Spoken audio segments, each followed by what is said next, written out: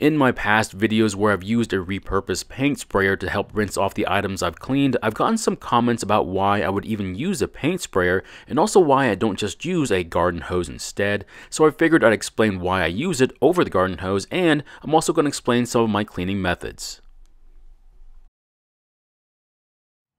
In today's video, we look at this Craftsman lawnmower and the problem is that it's leaking fuel. However, before I can fix it, I need to give it a quick cleaning. That way I don't get dirt in places like the carb, fuel tank, or even inside the engine. Now, if you want to see the repair video for this mower, there should be a link to that video on the screen. However, this is only the cleaning video, so if this isn't what you're looking for, I'd like to thank you for your time. So this mower really isn't that bad looking. However, if you take a closer look around the carb and air filter area, you'll see that it's a lot worse than it appears. So what's wrong with a little bit of dirt and grass on the mowing deck? Well, nothing really, but it can hide problems with the deck, like cracks, oil leaks, or in this case, fuel leaks. Before I start to clean this mower, I think it'd be best if I started by blowing off any loose dirt and grass. That way they won't get in the way of the cleaners I'm going to be using.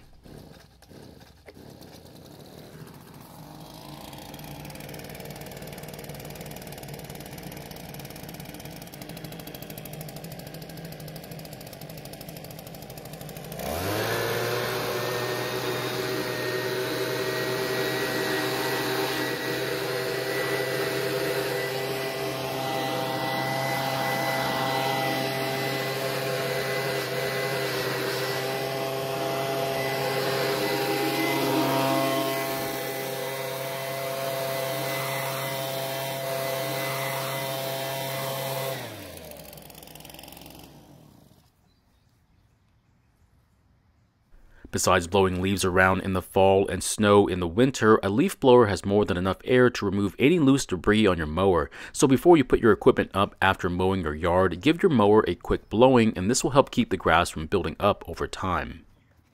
So here's one of the best reasons why blowing dirt and debris off the mower after each use can keep areas from building up with dirt. Now after removing this cover, you can see there's a lot of dirt that's collected on top of the carb.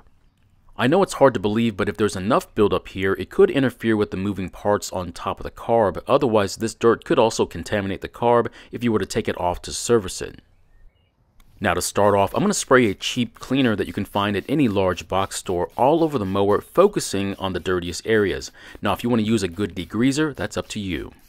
Just be careful because most degreasers can be very dangerous to use and long periods of contact with paint and certain metals can damage them. However, since this one is a citrus-based cleaner, I'm not too worried about letting it soak in for a while before I rinse it off. Now there's obviously no need to clean the wheels, but it would look strange to have a clean mower and dirty wheels. Now after spraying the cleaner, I'll then agitate certain areas that were very dirty. After watching this video, I probably should have done a pre-rinse to loosen heavily soiled areas around the engine, and you'll see why here in a bit. Now the dirt that's on the wheels might just come off after a good rinsing, but using the cleaner on it will only help it, and it might actually keep you from having to use a brush on it as well. I will say this, the cleaner I'm using is very affordable, so I don't have an issue using a lot of it, whereas some degreasers are somewhat pricey, so I have to restrain myself from using too much. Now after a while, I think I've done a pretty good job of covering the entire mower, so I think I'm going to start agitating certain areas. Now, I've gotten some comments about using old discarded toothbrushes for cleaning, but I find that reusing them keeps me from having to buy new cleaning brushes from the store, and there really is nothing wrong with these. Now, if you want to go buy a whole set of cleaning brushes, be my guest, but I've got several old discarded toothbrushes waiting to be used, and I'm going to keep using them until I find a different use for them. Of course, if you have a pressure washer, whether it be gasoline or electric powered, you probably don't have to worry about agitating dirty areas because the water pressure will do all the dirty work for you. But you have to be very careful that you don't damage certain parts of the machine you're cleaning or even forcing water into places it shouldn't be.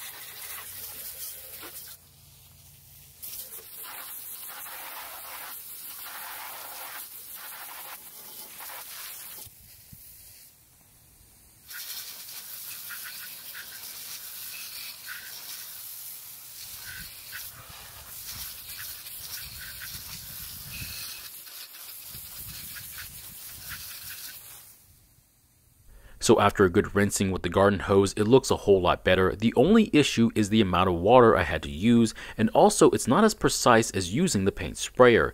Also, the pressure from the paint sprayer would have saved me time because I wouldn't have needed to do as much agitating with the brush. Now, because of the amount of water I had to use, I think I'm going to help it dry out by using the blower again.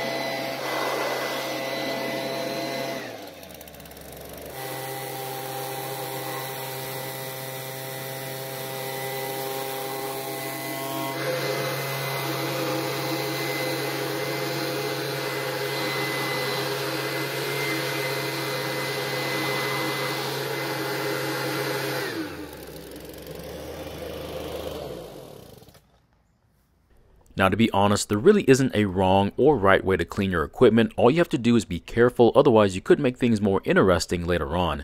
Remember, you don't have to be able to eat or operate off the machine. Just get the dirt and grass off of it before you put it away, and you'll be doing yourself a favor later on. Now, if you don't want to bother cleaning your mower, there's nothing wrong with that. It's your mower, you can do whatever you want with it, but I would ask that you at least try it once. You never know, you might find it somewhat enjoyable. Now, in the repair part of this video, we find out just what happens when you leave gasoline in your tank for a long time, and if you haven't seen that video, it unfortunately didn't turn out the way I wanted it to. Thank you for watching. I really do appreciate your time here. Please feel free to ask me any questions about this project or your own projects, and I hope to see you in the next video.